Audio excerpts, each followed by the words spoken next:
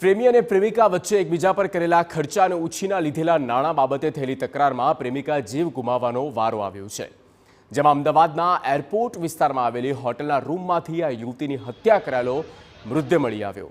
યુવક યુવતી બપોરે હોટલમાં આવ્યા હતા અને 2 કલાકમાં યુવક જતો રહ્યો। રૂમ ખાલી કરવાનો સમય હોટલના સ્ટાફે તપાસ કરી તો નસરીન બાનુ નામની યુવતી મૃત હાલતમાં મળી આવી। પોલીસે ગણતરીના કલાકોમાં આરોપી યુવક ચિંતનની ધરપકડ કરી છે। યુવકની પૂછપરછમાં સામે આવ્યું કે બંને વચ્ચે 2 વર્ષથી પ્રેમ સંબંધ હતો। આરોપીએ પ્રેમિકા પાછળ રૂપિયા વાપર્યા હતા અને પ્રેમિકા પાસે પણ તે ઉછીના નાણાં લેતો હતો। પ્રેમિકા નાણાં પરત માંગતી હતી, જેને લઈ તકરાર થતાં ચિંતને પ્રેમિકા નસરીન બાનુનું ગળું દબાવી હત્યા કરી નાખી।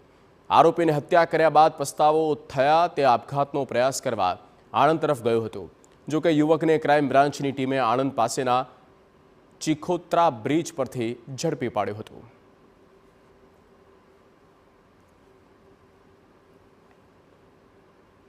નસરીન પાસેથી પૈસા પણ ઉછીના લેતો હતો।